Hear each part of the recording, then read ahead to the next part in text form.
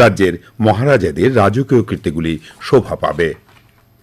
অধ্যাপক ডাক্তার মানিক সাহা বলেন, এই হোটেল তৈরির মধ্য দিয়ে রাজ্যে পর্যটন ক্ষেত্রে বিরাট দরজা খুলে যাবে।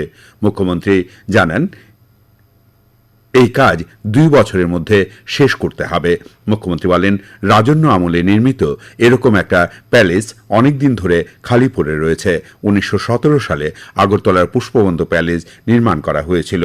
মুখ্যমন্ত্রী জানান, এর মাধ্যমে রাজ্য থেকে প্রায় 200 চাকরি সৃষ্টি করা যাবে এবং এই ঐতিহ্যবাহী হোটেল নির্মাণে এই হোটেলে প্রায় 100টির মতো রুম থাকবে। তিনি বলেন,